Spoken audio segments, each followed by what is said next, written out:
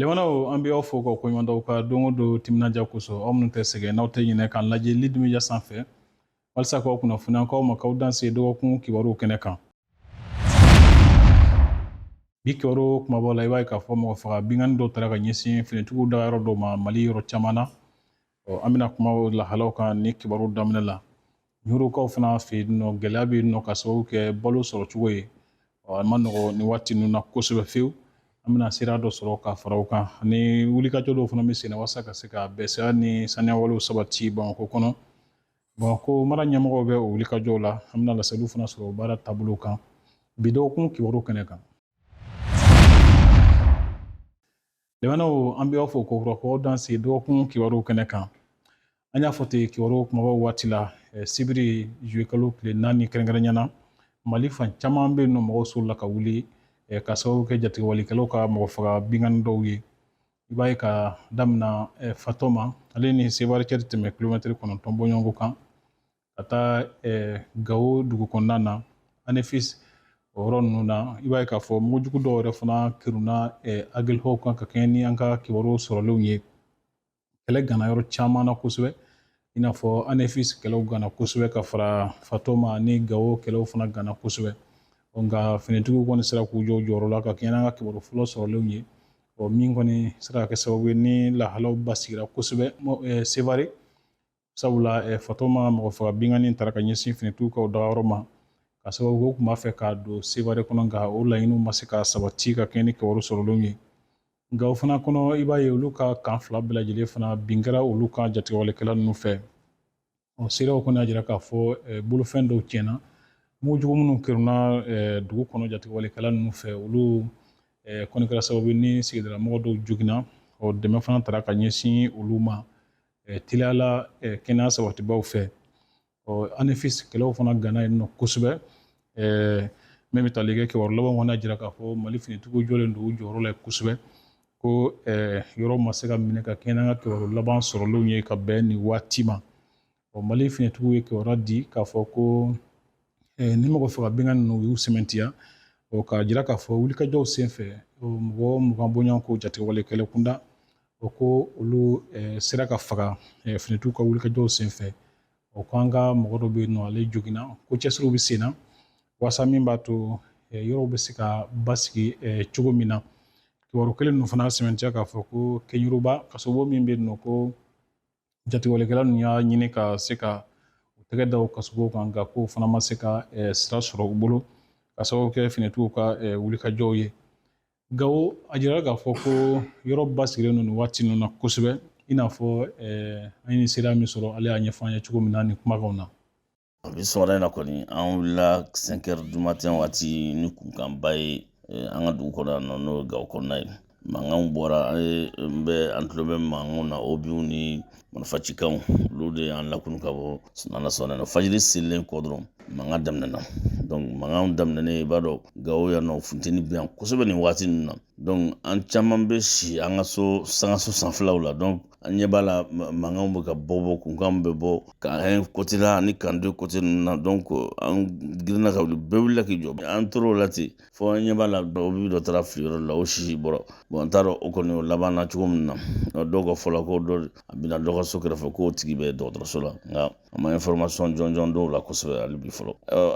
Kabini 5 heures fo ka taa se 7 heures 8 heures ma kunkan bɛ yen nɔ. Kunkan bɛ na dɛ an ka sɔrɔsiw wulilen bɛ k'u jɔ yɛrɛ de wulilen bɛ k'u jɔ yɛrɛ i b'u ye boliboli ni fɛnw i bɛ mankanw mɛn i bɛ marifacikanw mɛn fo ka na kɛ ko nana suma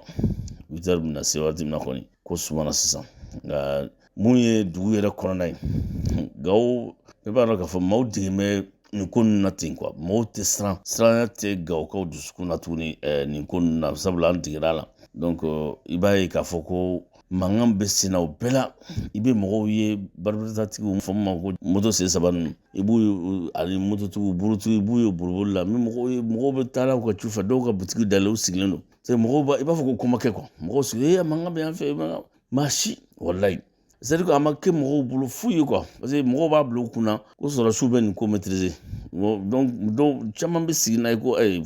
nin ko ninnu maîtriser len don ka ban donc o de bɛ mɔgɔ fana bɛ mɔgɔw hakili latigɛ mɔgɔw hakili latigɛlen don donc o de y'a to caman i bɛ caman ye boliboli la a bɛ sɔrɔsiw dun b'a fɔ a ɲɛna ko ni ko ninnu bɛ kɛ an ka dɔgɔkan sokɔnɔna na mais Gawo walahi mɔgɔw digira nin ko ninnu na u bɛ to munumunu salo la i bɛ mankan mɛn i yɛrɛ tulo bɛ mankan na i b'a ye mɔgɔw bɛ bɔ taa bitigiw la u bɛ taa yala i bɛ mototigiw ye taga sigi la maa si hakili ma wuli maaw hakili ma wuli hali dɔɔni sabula maaw digira la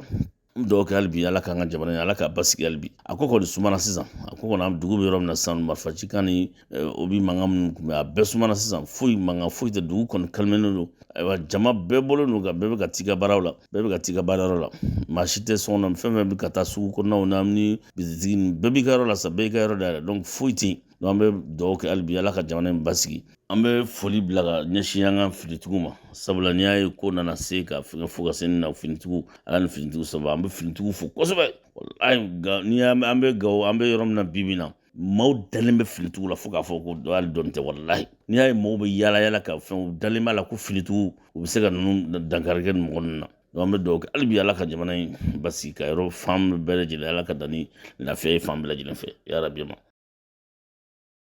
Ɲoro di Sahel kɔnɔna na i b'a ye k'a fɔ lakanabaliya fana kama balo doni gɛlɛyalen don kosɛbɛ nin yɔrɔ kofɔlen na mɔgɔw ka balo sɔrɔli k'a don yɔrɔ o ye gɛlɛyaba ye cɛsiriw b'a la ka kɛ nka i b'a ye k'a fɔ ko olu t'a la ka se k'a to mɔgɔw ka se ka balo sɔrɔ u sagona sɔrɔ cogo la an ye seereya dɔ sɔrɔ min y'a kanu ka tɔgɔ to gindo la ale ye dɔw ɲɛfɔ an ye nin kumakanw na an ka olu lamɛn.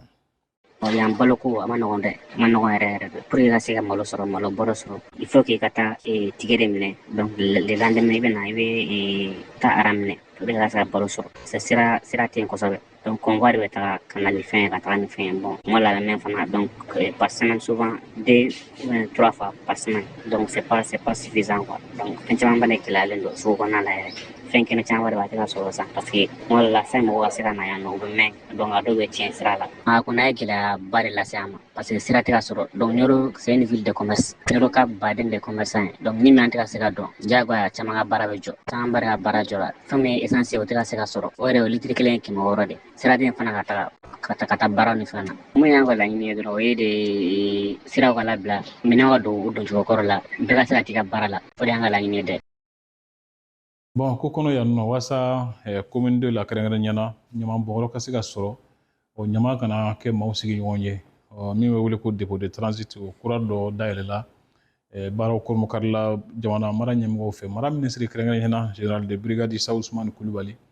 ale ye baara ninnu kɔrɔmɔkari ni ka ɲaman bɔnyɔrɔ kura in k'a bila mara ɲɛmɔgɔw ka bolo kan a ye hakilila kumaba minnu fɔ a ko kɛnɛ kan an k'olu lamɛn nin kumakanw na. An nana ni ɲamanbɔyɔrɔ kura an nan'o baaraw de daminɛ bi walasa baara bɛ se ka k'a kɔnɔ cogo min nin baara in an ka minisiriso caman de u tɛgɛ di ɲɔgɔn ma k'a daminɛ ministère de l'administration territoriale ani ministère des finances ani ministère des transports ani ministère de l'environnement olu bɛɛ bolo fara ɲɔgɔn kan an tɛ ɲina ministère de l'urbanisme fana kɔ bari olu projet privé bo olu de fɛ donc olu bɛɛ bolo fara ɲɔgɔn kan ka nin baara in kɛ baara in an y'a lajɛ k'a fɔ dépôt min tun bɛ ɲaman tun bɛ bɔn yɔrɔ min yan'a ka cɛ ka taa Numubugu o ɲaman bɔ yɔrɔ min bɛ duguma a tun bɛ ekɔlisow kɛrɛfɛ an bɛɛ y'a ye k'a fɔ o tɛ yɔrɔ ye a kan ka bila yɔrɔ min ayiwa an bɛnn'a kan baarakɛyɔrɔ ni ɲɔgɔn cɛ ka dugukolo falen an ni ɲɔgɔn cɛ yan ka poste de police de tun bɛ yan n'a y'a jateminɛ olu ka yɔrɔ dɔ jɔra duguma donc an y'a essayer k'a fɔ ɲaman kɛyɔrɔ in an b'ale ta ka na n'a ye kɔfɛ dɔɔni mun na a tɛna mɔgɔw degun i n'a fɔ a tun bɛ sirada la cogo min o baara in an ka cakɛda min bɛ yen n'a bɛ f'o ma ko ANICT olu ye wari bɔ kosɛbɛ ka yɔrɔ in baaraw kɛ an ka foli bɛ u ye u ka cɛsiri la miliyɔn wari min donna a jɔli la a bɛ taa miliyɔn 350 ni kɔ o de kɛra ka nin yɔrɔ in jɔ o tɛmɛnen kɔfɛ n'i y'a mɛn i bɛna ɲaman bɔ minɛn dɔw de bɛ yen k'a baara kɛ donc o mobili dɔw fana an y'olu ɲini ɲamancɛ camion b'o la ani minnu bɛ ɲaman cɛ k'a k'u kɔnɔ olu fana mairie du district ale yɛrɛ y'o san a kunna wari la o bɛ taa i kun jɔ fo miliyɔn 500 ani miliyɔn 800 an bɛ mairie du district fana fo a ka cɛsiri la bari dugu n'i y'a mɛn dugu an b'a kɔnɔ bɛɛ bɛ kɛnɛya de nɔfɛ dugu dun an tɛ se ka kɛnɛya kɔnɔ ni dugu ma sanuya o tɛmɛnen kɔ an ka baarakɛyɔrɔ min bɛ yen n'a bɛ f'o ma ko Toguna Motors an ka foli b'olu fana ye bari camion ninnu an y'a san olu de bolo a san n'olu bolo k'a jira k'a fɔ gouvernement n'a bɛ baara o baara kɛ ni malidenw bɛ yen minnu bɛ se k'a kɛ an b'olu de bila ɲɛfɛ olu ka se k'a kɛ o de bɛ jamana développer sinon an bɛ se ka taa san yɔrɔ wɛrɛ mais a ka san malidenw bolo baara o baara n'an b'a kɛ gouvernement de transition ka laɲini o de ye tant que maliyɛnw bɛ yen minnu bɛ se k'a kɛ an bɛ olu de yamaruya olu ka kɛ n'an y'a ye k'a fɔ mɔgɔ tɛ yan mun fanga bɛ se k'a baara kɛ o wagati la an bɛ se ka taa a ɲini yɔrɔ wɛrɛ donc an bɛ Toguna fo kosɛbɛ u ka cɛsiri la bari u sera ka minɛn ninnu ɲini k'u d'an ma gɛlɛya min kɔnɔ vraiment an yɛrɛ b'a dɔn o y'a di ni teliya ye ayiwa n'Ala sɔnna an fana b'an engagement ta yan k'a fɔ ko u ka juru min banna ko mɔgɔ ka juru tɛ ban i sigiɲɔgɔn na an b'a lajɛ an b'a sara cogo min